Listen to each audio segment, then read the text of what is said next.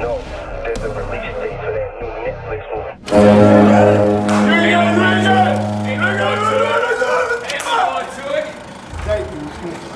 I love you. I'm having a great night. Let them genius shit. I ain't worth nothing. Ain't got shit in my name anyway. Don't even worry about it. Bunch of money hungry. Justin said, what should he do about his whip dog? Man, the f is you talking about? You don't see this shit I'm dealing with right now?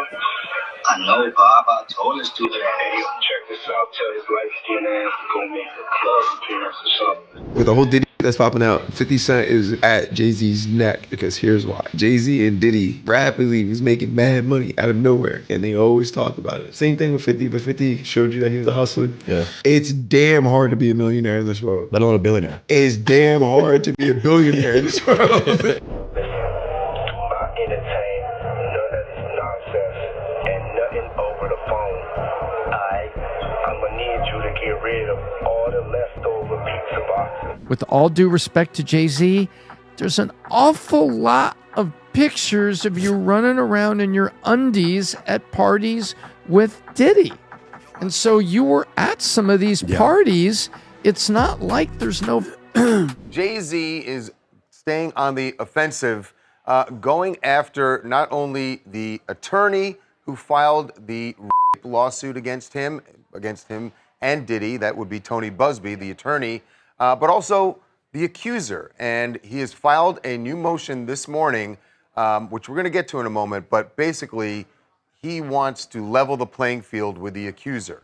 Just when we thought the drama couldn't get any messier, leaked jail calls have thrown Diddy and Jay-Z right back into the spotlight. From serious new essay allegations to Diddy's desperate phone calls to his son asking if Jay-Z has talked. It's all coming together. And get this, Diddy's own lawyers admitted he broke jail phone rules. So are these leaked calls the smoking gun we've been waiting for? Stay tuned, because this changes everything. Join us as we dive into the history of their friendship, the controversies, and what might come next. But of course, before we go any further, make sure first that you subscribe to our channel and hit that notification bell for more updates and videos like this. Is that a young Jay-Z running around in his underwear with Diddy at a party? Huh. You know, when you see that, it's hard to walk away from that visual. Jay-Z ain't answering the phone? He ain't answering the motherfucking phone. Beyonce is losing hundreds of thousands, millions of followers every day. And she still hasn't said anything. Just pretending like life is great in Paris. Is it her place to say something? I mean, probably not, considering she's going to be indicted for anything she would say. These are criminals. Diddy is a dealer, and so is Jay-Z. The proof is there. There had been rumors about Jay-Z for quite some time now. In October, that one lawyer, Tony Busby, filed a lawsuit against Diddy over an incident that allegedly happened in New York after the VMAs many years ago. And allegedly, there was a male celebrity and a female celebrity also involved in the encounter with, at the time, a 13-year-old. It's 2020, y'all. And it's different than when it was 2016. You know, the game has been elevated. As we can tell, there's no expense. I start looking, I go, oh, that's your big homie, right?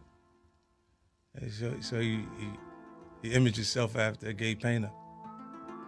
The big homie want to look like a gay painter. What are we talking about here? We're talking about Basquiat. He wants to look like a gay painter. Jay-Z is setting Diddy up. He ain't doing shit different.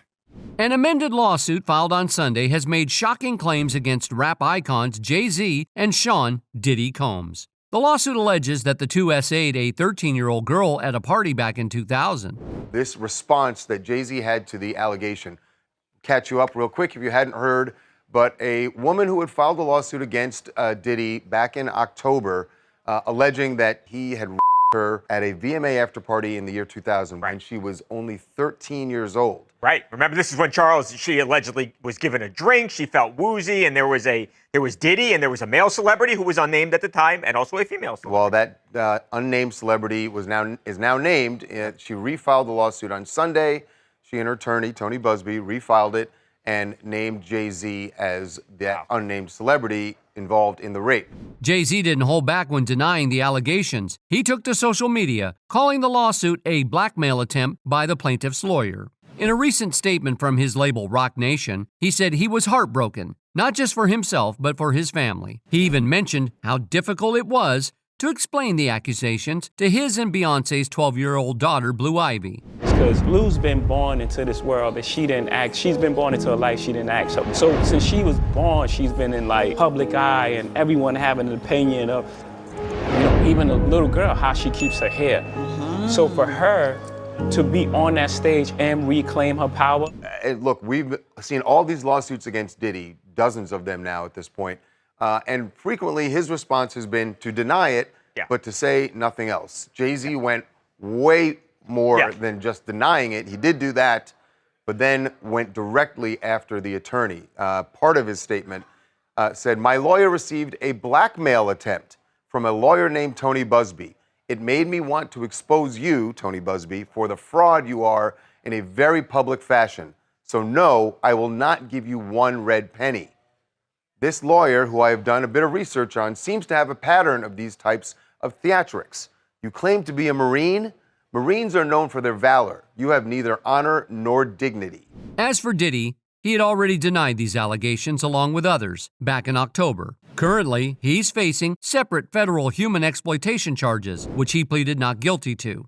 This lawsuit originally came out in October, but didn't name Jay-Z directly. Instead, he was referred to as Celebrity A in the initial complaint. Now the amended version has named him outright. There had been rumors about Jay-Z for quite some time now. In October, that one lawyer, Tony Busby, filed a lawsuit against Diddy over an incident that allegedly happened in New York after the VMAs many years ago. And allegedly, there was a male celebrity and a female celebrity also involved in the encounter with, at the time, a 13-year-old girl. Neither the male celebrity or the female celebrity were mentioned in the lawsuit. Then in November, Jay-Z filed this lawsuit anonymously against Tony Busby, the attorney that's suing Diddy 120 times. Tony Busby amended his previous lawsuit from October about the 13-year-old girl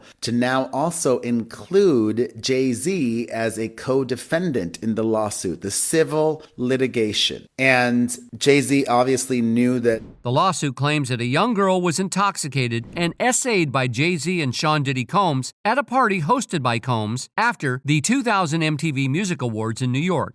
According to her, she drank something at the party that made her feel woozy and lightheaded, and that's when Jay-Z and Combs allegedly took turns essaying her. She says she managed to escape by hitting Combs in the neck during the attack. After that, she ran to a gas station where her father picked her up. Jay-Z and this massive lawsuit that he's now facing, it is still pretty shocking. The fact that a woman claims when she was 13 years old, she was raped by Jay-Z, Sean Carter, and Sean Combs at a VMA's after party back in 2000.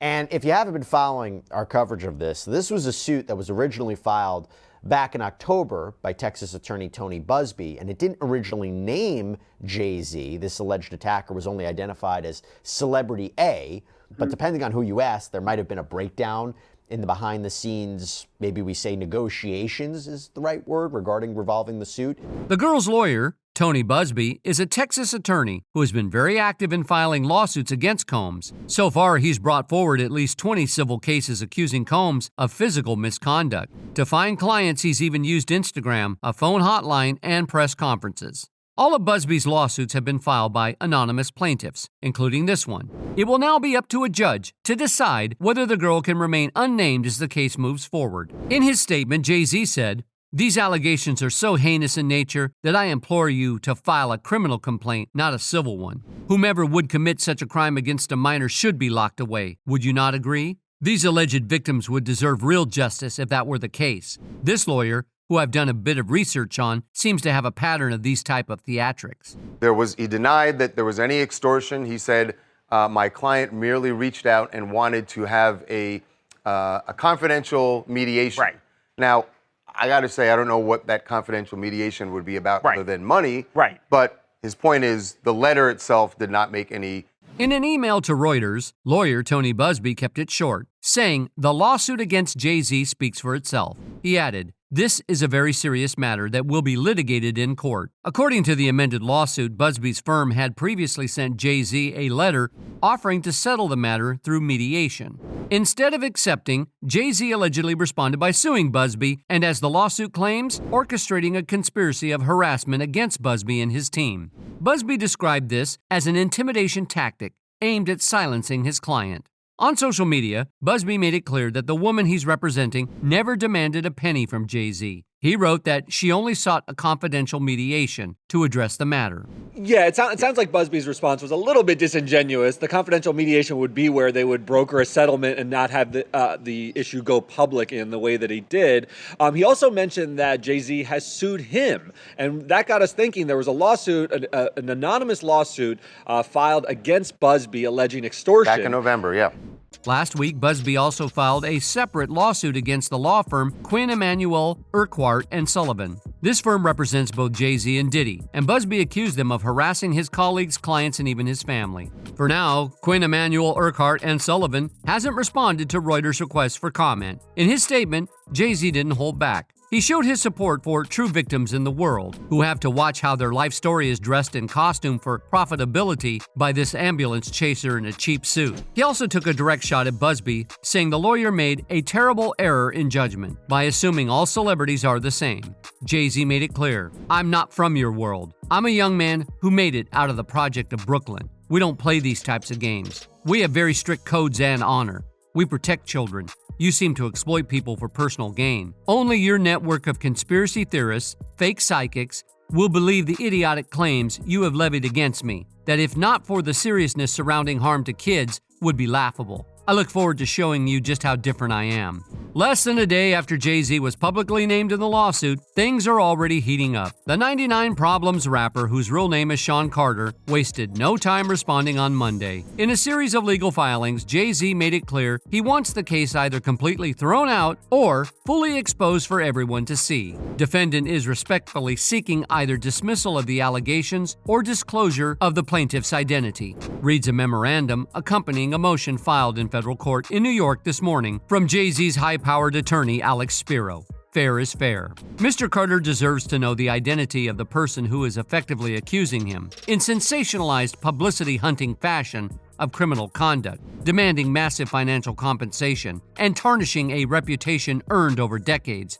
Spiro's memo states. This court has recognized the nearly identical claims brought by other plaintiffs represented by attorney Busby do not meet the criteria to proceed anonymously. Here, the balance of the equities afford all the more reason why this plaintiff should be proceeding under her true name, if she wishes to proceed at all. Now Jay-Z, in his recent motion that you referenced earlier, has said, yeah, that was me, because when you sent your demand letters to me, I then went forward, stood my ground with an extortion lawsuit against you, and now if you're going to continue this whole spectacle, I want the accuser's name out there as well. She shouldn't be able to sue me as a Jane Doe. He says, fair is fair. This is a response to, this is retaliation for me standing my ground when you tried to extort me, and now let's just get it all out there. The lawsuit was first filed on October 20th by lawyer Tony Busby under the New York City Victims of Gender-Motivated Violence Protection Act. At the time, the documents only mentioned a Celebrity A and a Celebrity B alongside Sean Diddy Combs, accusing them of a harsh and repeated essay on a minor. Then, on November 18th, an anonymous celebrity and public figure who resides in Los Angeles, represented by Emanuel, Urquhart & Sullivan, hit back by accusing Busby of extortion in LA Superior Court. Fast forward to December 8th, and Busby refiled his case, this time naming Jay-Z directly. Suddenly, Beyonce's husband was in a spotlight no one ever wants. Jay-Z and Diddy and a teenager, 13-year-old teenager. Right. What did you feel about just that whole thing, man? As much as people feel like I haven't had issues with Puffy. I don't like him like that. Like, I don't like things that he would do, but Jay definitely not that. I hope things are all right for him internally. Because in the statement they mentioned his daughter would, being old enough to, because she's about 13. Right. So it's the same age as his kids when you saying he did. We live in a climate that it's not even what you did. It's what they said you did. Right. Right? So it's like the damage is already done by the allegation itself. Shortly after, Jay-Z broke his usual silence with a long statement. He admitted he was the celebrity involved in the LA case and addressed the civil lawsuit, writing, "I have no idea how you have come to be such a deplorable human, Mr. Busby. But I promise you, I have seen your kind many times over. I'm more than prepared to deal with your type. You claim to be a Marine. Marines are known for their valor. You have neither honor nor dignity." But Busby didn't stay quiet either. On social media, he hit back, claiming that Jay-Z, who's long been a close friend of Sean Diddy Combs, has not only sued me, but he has tried to bully and harass me and this plaintiff. Meanwhile, Combs himself remains in a tough spot. A New York judge recently denied him bail for the third time, calling him a serious risk for witness tampering. Prosecutors have accused him of trying to contact witnesses from jail and even pushing certain narratives to sway public opinion and potential jurors ahead of his human exploitation trial. We made a bail appeal to Judge Carter. It did not go our way. The fight continues. We're not giving up by a long shot. I told Mr. Combs I'm going to try and get his case to trial as quickly as possible. I'm going to try and minimize the amount of time he spends in very, very difficult and I believe inhumane housing conditions in the special housing unit of the Metropolitan Detention Facility. And I'm going to do everything that I can to move his case as quickly as possible. I understand that the government has a great amount of electronic devices that they have to download and provide to me, but everything's on the government's timetable, nothing's on the defendant's timetable, and they're going to have to accommodate me and him and give us a quick trial, and I'm going to be pushing for that. As for Jay-Z, no date has been set for his request to dismiss the case or force Jane Doe to reveal her identity. Interestingly, his main lawyer, Alex Spiro, is no stranger to high-profile cases. Spiro recently represented Alec Baldwin in the Rust case, which was dismissed after the tragic 2021 shooting of cinematographer Helena Hutchins. Jay-Z's legal team is now accusing the plaintiff's lawyer, Tony Busby, of pressuring someone to lie about Sean Diddy Combs. Mary Henderson, an associate at Alex Spiro's law firm, filed a declaration with some serious claims. According to Henderson, she spoke on Monday with a female adult resident of the state of Texas who shared negative experiences with Busby's firm. The woman, who chose to remain anonymous out of fear of retaliation, claims she told Busby's team about being a victim of exploitation by celebrities entirely unrelated to Mr. Combs or Mr. Carter. But here's where it gets messy. Henderson says the woman alleged that Busby's firm pressed for a connection to Mr. Combs and even pushed her to say someone held her down and put narcotics in her mouth, which, according to her, wasn't true. She reportedly felt directed and coached to lie and was dropped as a client when she refused to change her story. Ben, could she win a case like this based purely on her testimony? If this is so old, maybe there's no surveillance, maybe there's no text messages, maybe there's no forensics, could she win based purely on her account of what happened? She could theoretically win if her testimony were especially compelling, but I think you put your finger on one of the real weaknesses is that these allegations are ancient. One thing that leapt out to me is the allegations also include that there was a witness, yes, other than Diddy, who a female, another woman. Her testimony, and obviously she will be subpoenaed, could be crucial. I mean, if that testimony corroborated the plaintiff's claims, then that would be something. Jay-Z's lawyer, Alex Spiro, responded by saying, "This is further evidence in support of Mr. Carter's right to thoroughly investigate, test, and respond to the serious allegations that have been leveled against him." Spiro argues this strengthens their case for Busby's client to reveal her identity. Attorney Tony Busby is hitting back hard at Jay-Z's legal team, calling them desperate, shrill, and seemingly out of control. In a statement in USA Today, Busby slammed the allegation, saying, "This allegation is patently ridiculous and has no support." He went on to explain how his firm works, saying, "If someone calls our intake group, and has a viable case that we believe has merit and we can pursue, we will pursue it. We are currently pursuing hundreds of cases against individuals and entities other than P. Diddy. What we don't want to do is pursue a case that we don't believe has merit. He also fired back at the secrecy around the said witness's identity, saying, without telling us the woman's name, we can't speak specifically to what she told the intake folks to even tell you what this woman claimed, if and when she called. They don't reveal the woman's name because the whole thing is a farce. Finally, Busby flatly denied ever dropping a client for not pursuing claims against Combs. We don't pressure people, nor do we need to. What we have done is reject potential cases from people we find to not be credible, he said. Understand we get a lot of prank and pretend calls, and we get a lot of calls from people who claim they are aggrieved, but we just can't help them. We certainly don't need to pressure anyone to pursue a case because we already have more cases than we can handle. What we can't and won't do is pursue a case we perceive to be weak or insupportable, Busby said. Busby went on to call Jay-Z's team desperate, shrill, and seemingly out of control, and added that each allegation they have manufactured to date is an effort to divert attention to the serious allegations made by clients. We won't allow ourselves to be distracted by such foolishness, he said, and we won't be intimidated or permit our clients to be silenced. The legal showdown between Jay-Z and Tony Busby has been heating up since November. Back in October, Busby revealed plans to file civil lawsuits on behalf of over 100 alleged victims who say they suffered harsh SA at the hands of Diddy.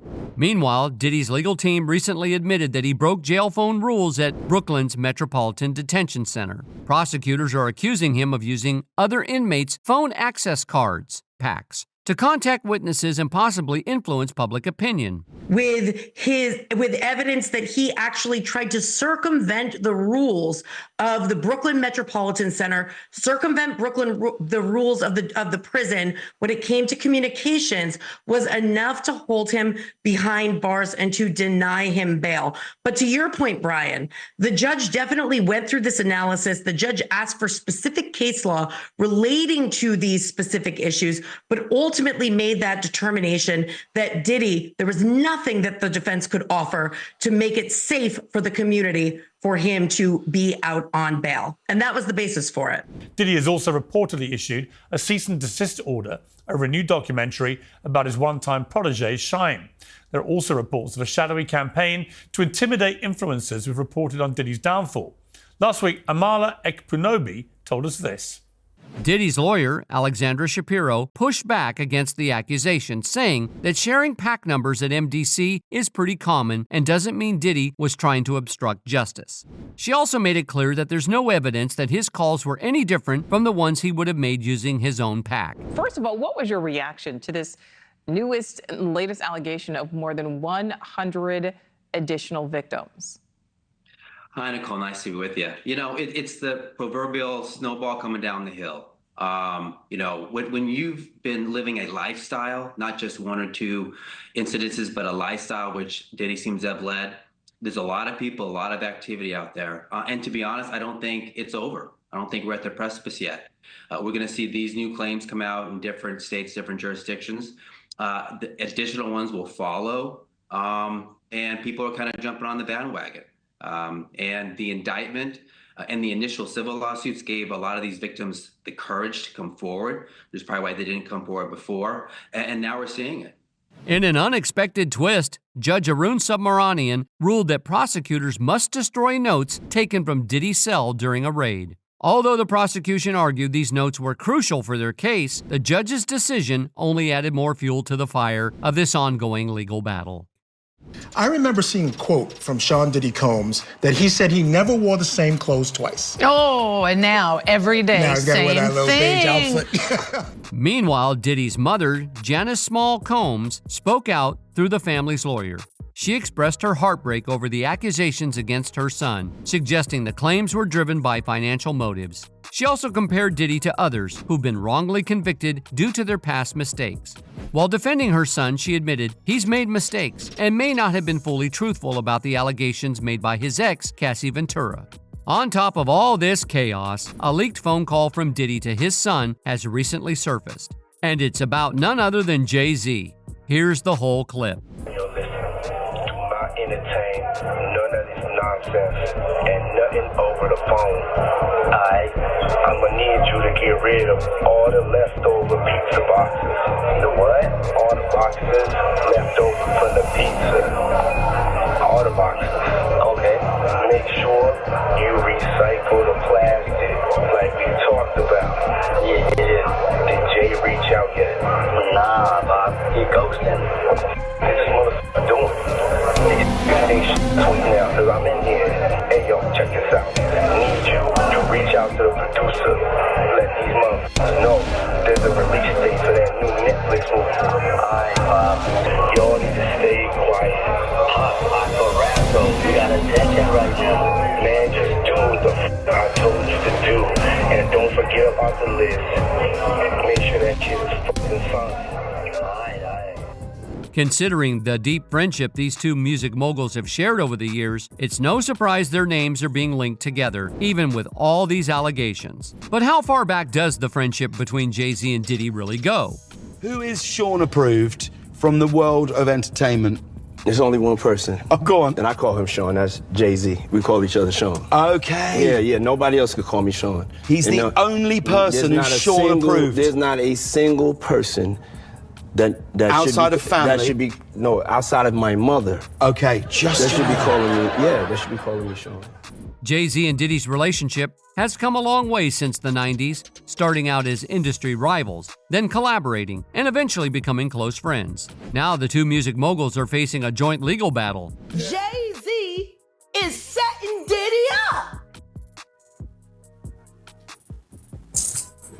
He ain't doing shit different. He lined up D. Haven, stole his life and identity. He lined up Big L, stole his life and identity. He lined up Dame Dash, stole his life, identity, and took his love. Lined up R. Kelly. He wants to be the one.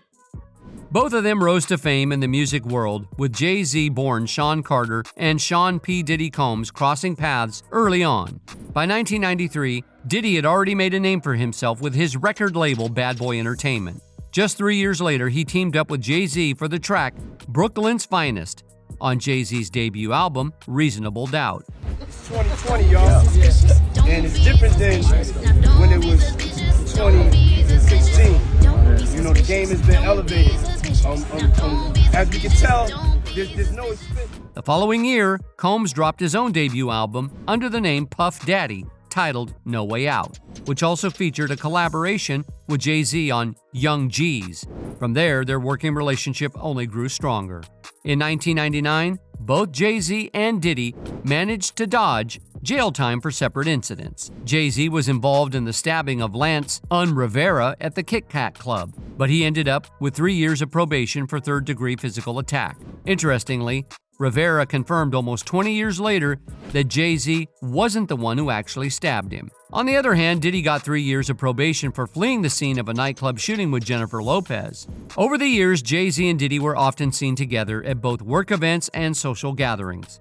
In 2005, they teamed up to donate $1 million to help with Hurricane Katrina relief after the hurricane hit New Orleans.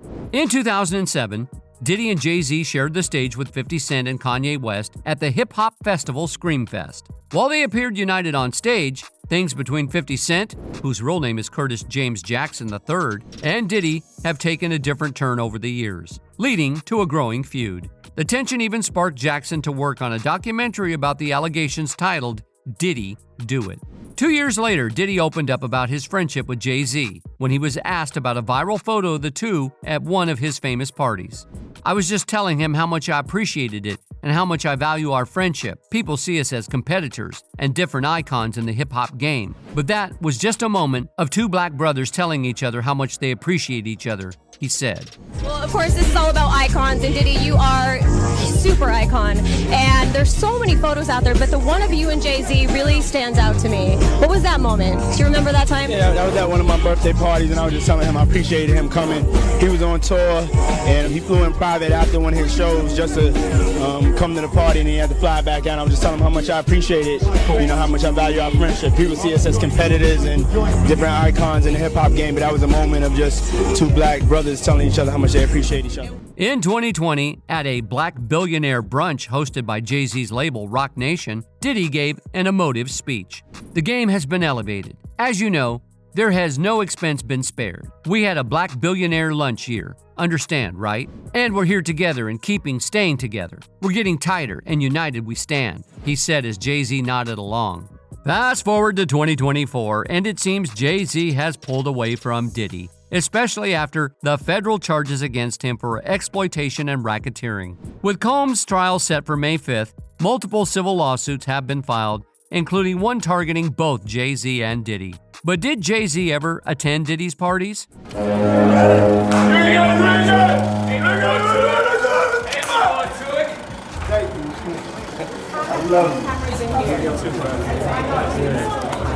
I'm having a great night. Over the years, Jay-Z has been spotted at several of Diddy's infamous parties, like his 4th of July bash in 2000, his surprise 35th birthday party in 2004, and his 39th birthday celebration in 2008. But what do you think about all this? What role did Jay-Z really play in the allegations Diddy is now facing? Let us know in the comments. That's all for today, folks. If you want to keep yourself updated on the latest binge-worthy topics, click that subscribe button and notification bell for more videos like this.